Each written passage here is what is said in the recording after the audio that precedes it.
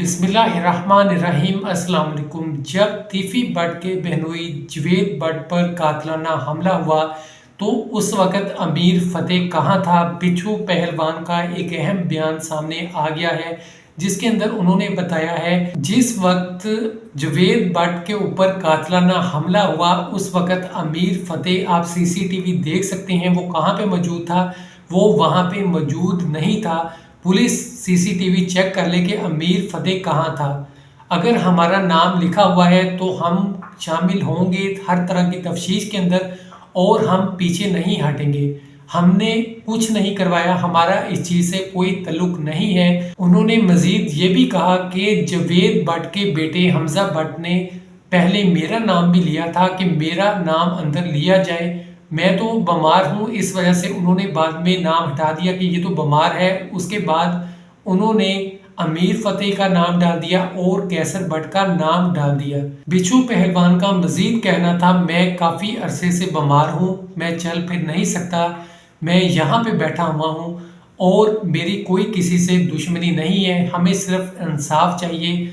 अमीर बलाज जो हमारा बच्चा इस दुनिया से चला गया, उसकी माँ पर क्या गुजरी होगी। इसके अलावा जैसे अब देखें कि आप लोग भी और मीडिया पे जितने लोग हैं या पूरे दुनिया के लोग हैं उसको जानते थे, दुआ कर रहे हैं कि उसको इंसाफ मिले और जो भी उसके साथ हुआ वो गलत हुआ, सब लोग उसके लिए दुआ करते हैं। इससे बढ़कर क्या हो सकता है कि लोग उसको अच्छे लफ्ज़ों में याद करते थे और उसकी कोई दुश्मनी नहीं थी। मज़ीद बिच्छू पहलवान का कहना था कि उनको बहुत तकलीफ़ होती है जब सोशल मीडिया पर झूठी खबरें फैलाई जाती हैं। अमीर बलाज के कत्ल के बदले में हमने 50 करोड़ मांगा है, ऐसी कोई बात नहीं है। हमारे ज़ख्मों पे नमक छिड़कने वाली बात है। जिसने ये बात की है उसे कहें कि मेरे सामने आए।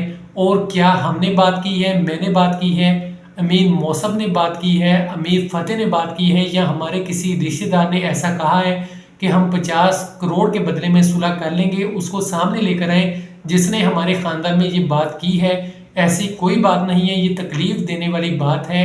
हमारे ज़ख्मों पर नमक छिड़का जाता है, झूठी खबरें बनाई जाती हैं। उनका पैगाम है सब लोगों के लिए जो ऐसी बातें करें, खबर की पहले तस्दीक कर लिया करें।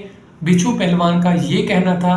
उन्होंने कहा कि हम हर तरह से तफ्तीश के अंदर शामिल होंगे, पुलिस के सामने हम पेश होंगे, अदालत के सामने पेश होंगे। मज़ीद जैसे नई अपडेट्स आती रहेंगी इंशाअल्लाह ताला आपके साथ शेयर करता रहूँगा। अपना बहुत सा ख्याल रखिएगा।